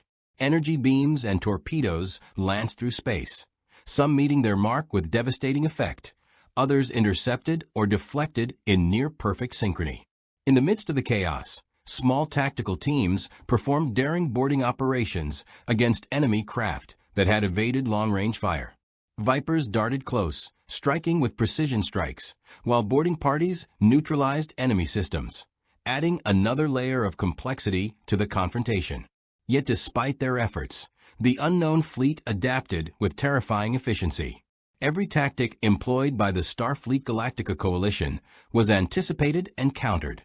Shields adjusted to repetitive attack patterns, and concentrated strikes that should have overwhelmed individual vessels were mitigated by rapid reallocation of energy and protective formations. It became painfully clear that the enemy was not merely powerful. It was sentient, learning, evolving, and capable of analyzing tactics in real time. On the Defiant, Sisko realized the stakes in a flash of clarity. "They're not just attacking us, they're studying us," he said, his voice rising with urgency. "Every move we make, every weakness we reveal, they record and exploit. We need to act unpredictably, completely outside the patterns they can anticipate. Adama, witnessing the same pattern on his screens, nodded grimly. Then we do something they cannot predict. We force them into a situation where their own calculations become irrelevant. Every defensive measure we've relied on, they will expect it. We will break that expectation. The strategy was bold and dangerous. A full-scale feigned retreat by the Defiant and a portion of Starfleet cruisers, drawing the unknown fleet into a concentrated kill zone where the Galactica's main battery, Vipers, and Defiant's torpedo volleys could converge in a coordinated strike of unprecedented scale. It required absolute trust, flawless timing, and nerves of steel. As the retreat began, the unknown fleet surged forward with confidence, interpreting the withdrawal as weakness. But as they entered the kill zone, the combined forces struck with devastating precision. Torpedoes from multiple vectors intersected, creating a cascading effect of explosions that rocked the enemy formation. The Galactica's heavy guns struck with pinpoint accuracy, crippling engines and weapons arrays. Vipers swooped in, exploiting openings, while the Defiant unleashed concentrated pulse torpedo volleys that tore through hulls and disrupted command networks. Even so, the victory was neither easy nor complete. Several Starfleet cruisers were destroyed or severely damaged, and the Galactica suffered critical hits that forced emergency repairs and rerouting of power. Casualties mounted, and the moral weight of the battle pressed heavily upon both crews. Despite the success of the coordinated assault, the unknown fleet was far from annihilated, retreating just enough to regroup and adapt further. In the midst of the battle, a particularly harrowing event occurred. A massive enemy dreadnought engaged directly with the Galactica, unleashing a wave of energy designed to breach even her reinforced hull. Adama personally oversaw the defensive maneuvers, issuing rapid-fire commands to every system and officer. Vipers and Defiant's support craft intercepted the attack with daring heroism, weaving between energy streams and drawing fire away from vulnerable areas. The bridge was tense, every second critical, and yet the crew's coordination remained near perfect. Finally, after hours of relentless combat, both fleets forced a temporary standoff. The unknown armada withdrew beyond sensor range, leaving the battered coalition to tend to their wounded, repair systems, and analyze data collected from the engagement. Every officer aboard recognized the brutal lesson the battle had delivered. Survival required more than firepower. It demanded adaptability, ingenuity, and the ability to anticipate a sentient enemy's evolving strategy. Sisko addressed his exhausted crews via secure communications. Today, we survived because of unity, courage, and adaptability. But the unknown fleet has demonstrated capabilities we have yet to fully comprehend. They will return stronger, more prepared, and more dangerous. Our challenge will not end here. We must evolve, innovate, and prepare for the full measure of their threat. Adama, speaking to his own officers, echoed the sentiment. We have faced an enemy unlike any we've encountered. They are adaptive, relentless, and intelligent. But we are resilient. Every lesson learned today strengthens our ability to survive the next encounter. Remember that strategy and courage are as essential as shields and firepower. As both fleets retreated to safe zones for repairs and resupply, the consequences of the engagement became clear. Starfleet and Galactica had survived, but at a cost: ships damaged, crews exhausted, and civilians endangered. The unknown fleet remained a constant, looming threat, its capabilities partially understood but fully feared. Strategic analysts worked tirelessly to predict the next move, while tactical officers prepared for rapid deployment, understanding that the next battle could tip the balance of the sector entirely. Yet, amid the devastation and uncertainty, a new realization took hold. The coalition of Starfleet and Galactica crews had proven that even in the face of an unprecedented, adaptive threat, coordination, courage, and ingenuity could prevail. It was a temporary victory, yes, but one that demonstrated the potential of unity between radically different fleets. Sisko and Adama shared a rare moment of reflection. "We've learned more than we expected," Sisko said. his eyes scanning the residual energy signatures of the unknown fleet. They are a test, but they are also a mirror. Their strategy exposes the strengths and weaknesses of everything we hold dear. Adama nodded, his expression grave. And we must continue to test ourselves in turn. The galaxy may never see an enemy like this again, but if it does, we now know that survival requires adaptability, courage, and the willingness to trust one another beyond conventional limits. Even as repairs began and crews recovered, both commanders knew the war was far from over. The unknown fleet had retreated, yes, but only to plan, to adapt, and to return with new strategies. And when they did, the combined forces of Starfleet and Galactica would have to be ready, stronger, and more unified than ever, to meet a war they were still learning to understand. The stars stretched endlessly beyond the battle-scarred fleets, silent witnesses to the heroism, ingenuity, and sacrifice displayed by all. The consequences of the encounter would ripple across the sector, reshaping tactics, alliances, and the very way in which Starfleet and Galactica approached combat and diplomacy. One thing remained certain. This battle, brutal and costly though it had been, marked a turning point. The unknown fleet had tested the coalition to its limits, and the lessons learned would define every future engagement. The war was far from over, but the combined courage of these crews had proven that even in the darkest corners of space, ingenuity, adaptability, and unity could carve a path to survival. The aftermath of the battle was unlike anything Starfleet or the Galactica crews had ever experienced. Silence hung over the wrecked expanse of space where the fleets had clashed, punctuated only by the hum of damaged engines and the distant echo of debris drifting through the void. The coalition forces had survived, but survival came at a steep cost. Multiple cruisers were lost, hundreds of lives had been claimed, and the psychological toll weighed heavily on every officer who had been on the front lines. On the Galactica, the bridge was a scene of focused activity. Commander Adama walked among his officers, assessing reports, reviewing damage assessments, and coordinating emergency repairs. The ship's shields had taken severe hits, and several Viper launch bays were offline, but the resilience of the crew shone through every action. Each officer understood that the battle had tested not only their tactical skills, but also their capacity to adapt under extreme pressure. Damage reports? Adama asked, his voice calm but commanding, carrying the weight of authority earned through decades of wartime experience. Colonel Tice stepped forward. Most of the primary systems are operational, sir. Shields are at 78%, propulsion at 65%. Viper operations are partially restored. We've lost 3 pilots and 2 Vipers permanently. Adama nodded solemnly. We'll continue repairs immediately. Every ship that survived this engagement must be ready for the next. Our enemy is not defeated. They've only withdrawn to reassess. Meanwhile, aboard Deep Space Nine, Captain Sisko convened an emergency council with senior officers to address the new strategic reality. The station itself had weathered the brunt of the battle only because of its robust shielding and the rapid deployment of defensive measures, but it too had suffered damage. Docking bays were partially offline, and the influx of refugees from both Starfleet and Galactica required careful coordination.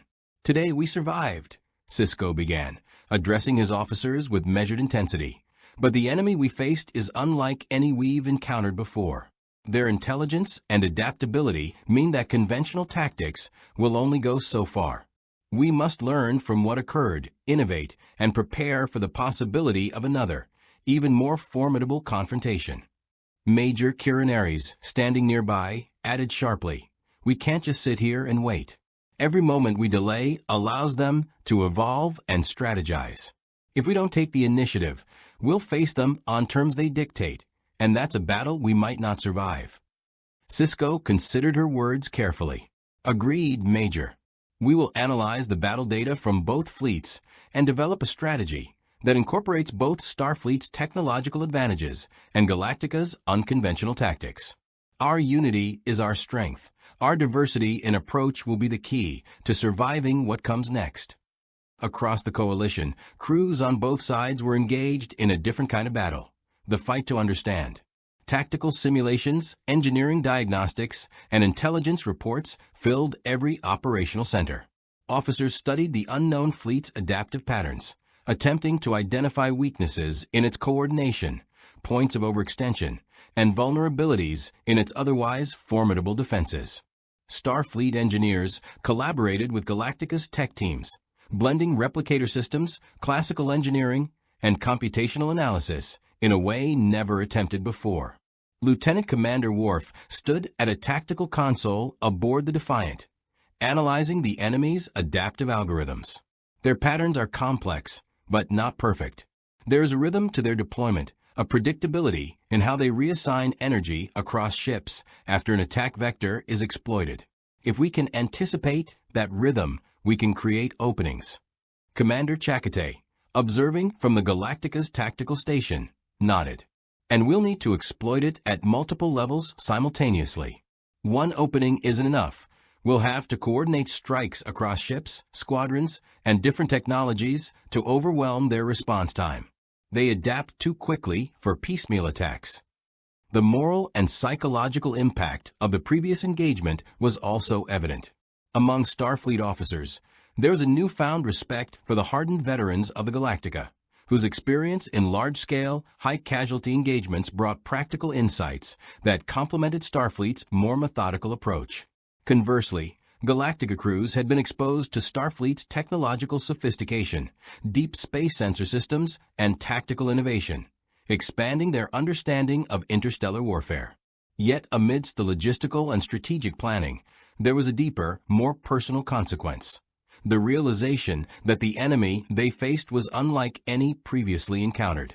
This was not merely a powerful fleet, it was sentient, capable of learning from every engagement, and seemingly motivated by objectives beyond immediate conquest. Starfleet and Galactica officers alike began to speculate.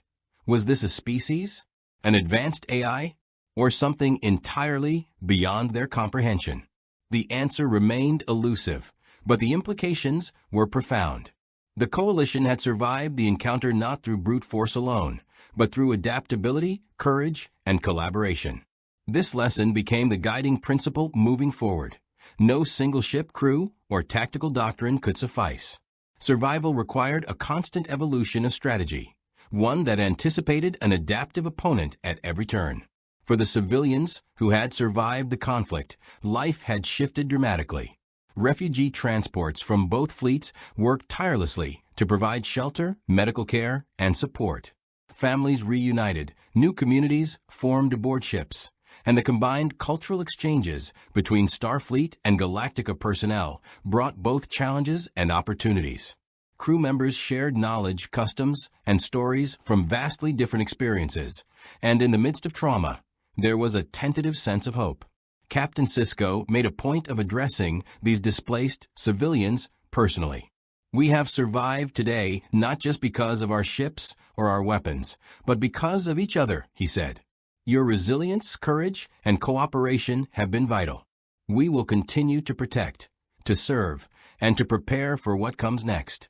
Together, we are stronger than any challenge the universe can throw at us. Adama, reflecting on the same challenges aboard the Galactica, understood that leadership was now about more than strategy and combat. It was about cohesion, morale, and ensuring that the human spirit remained intact amid overwhelming odds. Our people have survived the storm, he told Colonel Tai. But survival alone isn't enough. We must ensure that they are ready, physically, mentally, and emotionally, for what lies ahead. Only then can we hope to face an enemy that learns from every move we make. As the fleets repaired and regrouped, there was also a subtle but significant shift in their understanding of the galaxy itself. The battle had exposed weaknesses, strengths, and unforeseen possibilities in both Starfleet and Galactica's approaches.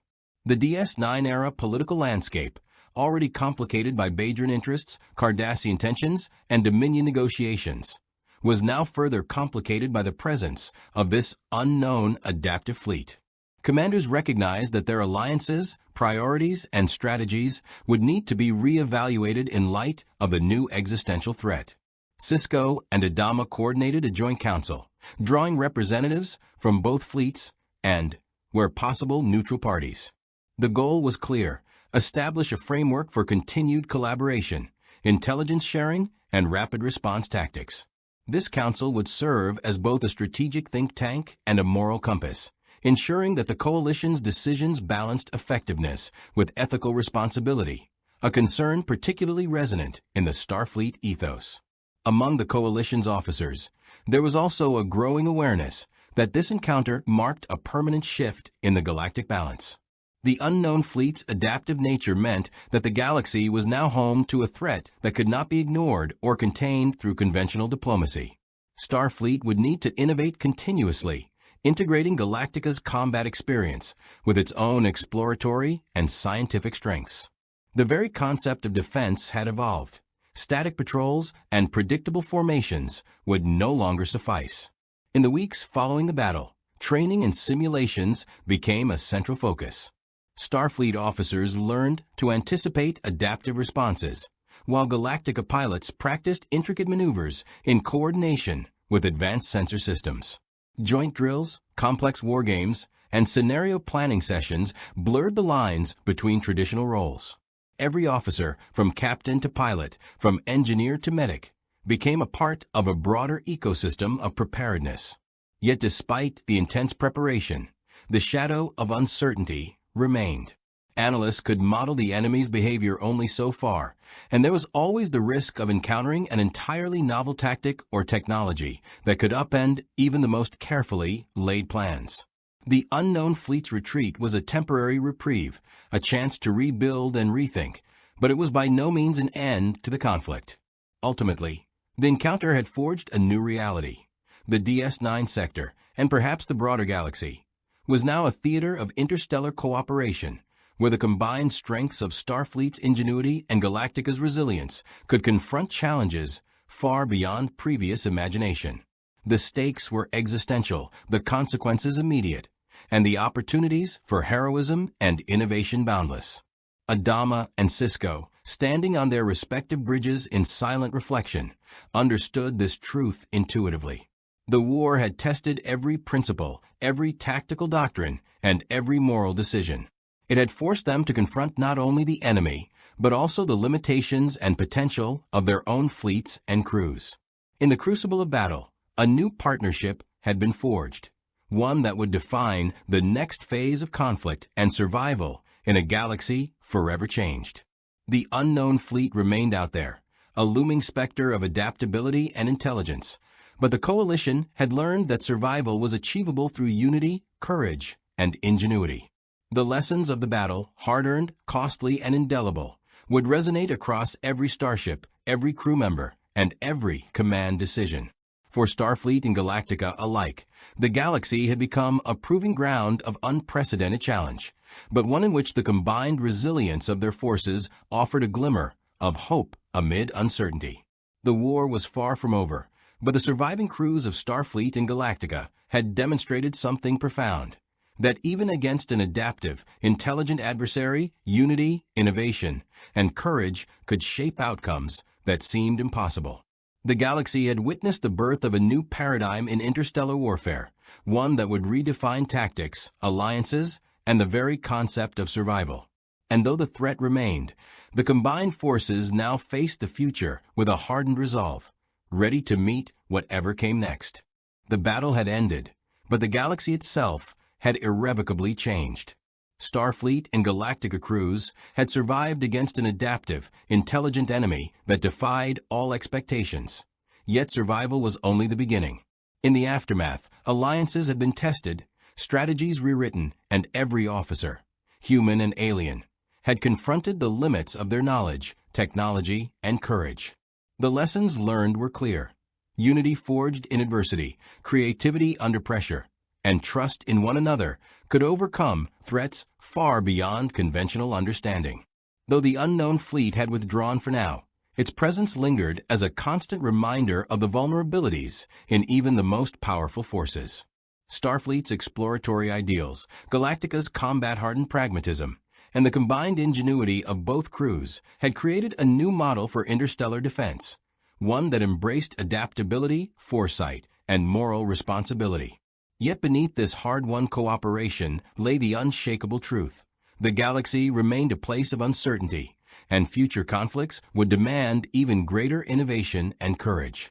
As star systems recovered and the crews returned to their duties, a new respect had been earned, not just for one another, but for the challenges the universe could throw at them. Against all odds, they had endured, learned, and evolved. The galaxy would never be the same, and neither would they.